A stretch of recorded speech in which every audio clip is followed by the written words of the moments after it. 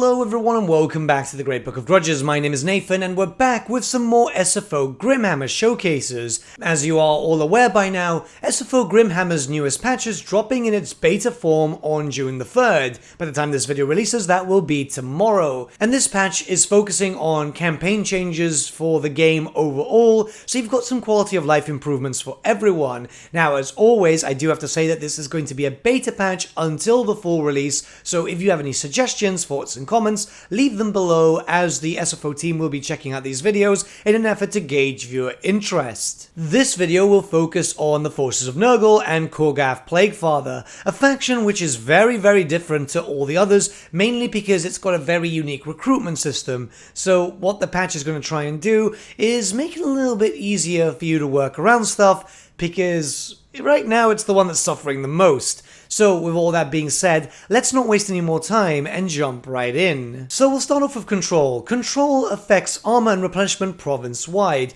This is allowing you to become a bit more defensive, as, well, you know, Nurgle is the defensive faction here, but it also constantly affects casualty replenishment faction-wide too, which is going to be very beneficial to you when it comes to recruiting new armies, as we know that Nurgle has a weird system, so it's actually quite important to focus very heavily on some control bonuses, especially very early on, so you can start sending your forces in and not have to suffer too much. Ports under your control when playing as a Nurgle faction will also increase replenishment province-wide. Again, very useful, especially if you're launching invasions towards enemy areas which don't have ports and you want to start up new armies there, because the instant recruitment is very useful. Extra replenishment is obviously going to be very beneficial to you. So we have a few changes to the infrastructure buildings, let's talk about them now. Also, what's not listed is that the resource chain buildings now also lower enemy armor province-wide, but the growth chain increases damage that Nurgle plagues and corruption does to enemies province-wide, and half of the growth value has been moved to corruption. The replenishment chain, replenishment effect lowered but changed to province-wide, and it also lowers enemy replenishment province-wide. Also, just a quick note before we carry on, my voice is kind of shot because I've been in a recording studio lately recording with my band, so I do apologize if I just sound a bit weird. And perhaps the best one here is that the control chain lowers enemy campaign movement range province-wide, meaning that you won't have all these enemies just trying to run away from you when you decide to launch a counter-offensive. Basic military buildings will also be quite defensive too, as they lower enemy stats province-wide, so you can see that the one that focuses on the Plague Bearers will start reducing speed. The building tree, which focuses around the Forsaken, will also reduce enemy weapon strength. And then finally, we've got the other one, which focuses around the Plague Toads, which will reduce enemy vigor loss reduction.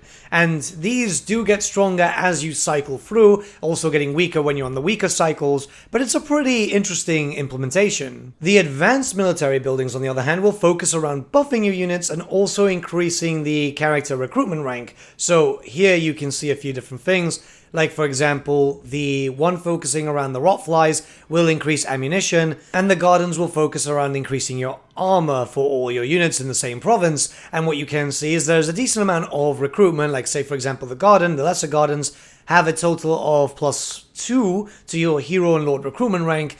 You can see that it does work quite well, because if you can use this well and use other modifiers, you can get some Heralds pretty close, or at least, depending on what modifiers you do, even just spawning very quickly and then turning into an Exalted Great Unclean One. You'll also have access to a new building chain known as the Pits of Decay, which lowers all other types of corruption, grants unit experience per turn, grants physical resistance whilst under siege, whilst on high growth province-wide, and it also grants a small garrison. This is very useful as, well, it's defensive, plus getting some extra unit experience is obviously very helpful, because, well, the Nurgle thing is very strange. Obviously, you know, recruitment early on, your stuff is going to be quite weak, because it's not at full strength, so if you can get some experience whilst boosting up, that means that the time that you've spent in your territories is at least time well spent. Plagues have been updated a little bit. We're not going to go over all the stuff, but the effects have been readjusted to be more interesting, especially for those which are later on, to give you a bit more incentive to use them. And also, the infection gain was lowered a little bit on some buildings, which means that you won't be spamming plagues constantly. And that's really only early game. As you start steamrolling, you're going to have no problem getting more and more plagues out, so don't you worry about that. Same thing with technologies, there's been a few changes here and there to give them a few additional effects to make them a bit stronger, because Nurgle right now in its vanilla form does lack a little bit. It's very obvious that they'll have some DLC in the future, but at the beginning, yeah, they're just not in a good place. So again, I'm not going to go over everything, I'll let you discover that yourself as you play through naturally, because that's always more fun. Manifestations for Nurgle, same thing as all the other Chaos monogods, have had some new effects, and also a little bit of an increase with corruption spread, because, well, corruption's very, very important, so you can see that on screen right now as I'm cycling through it. It's a little bit better now, at least, because Nurgle's ones, let's be honest, they weren't really great, so now they're at least a bit more worth it. So when it comes to effects for faction and lord effects, we don't have a lot of changes. In fact, it's mostly just focusing around campaign effects, which growth has been changed to plus 25, up from plus 10. Very needed for Nurgle.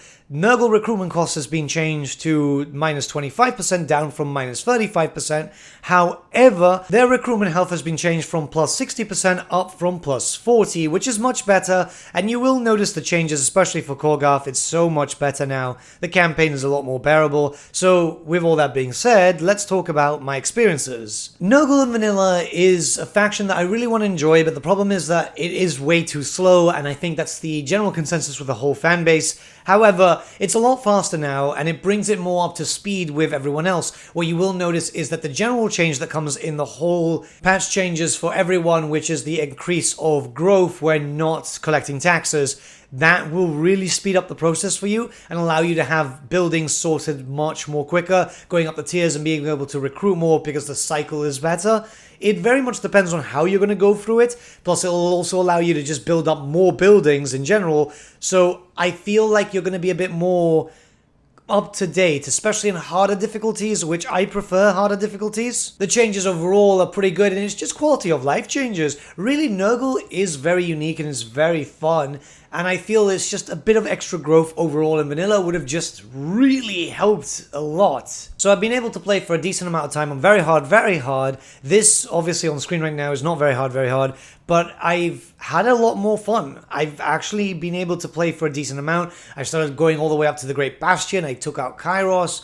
I felt like there was more reason to play, because while it was still slow, and you will notice it's still a little bit slow, it felt a lot faster to the point that it felt like more or less how it should be balanced vanilla-wise. If you're looking for a reason to play Nurgle, then this will be the best time for you, I must say. Now, with all that being said, once again, if you have any thoughts and criticisms, leave them in the comments below, because the SFO team are checking this out. The beta launches tomorrow. I hope you guys have a lot of fun with it, and I'll see you all again very, very soon, hopefully with my voice being a little bit better.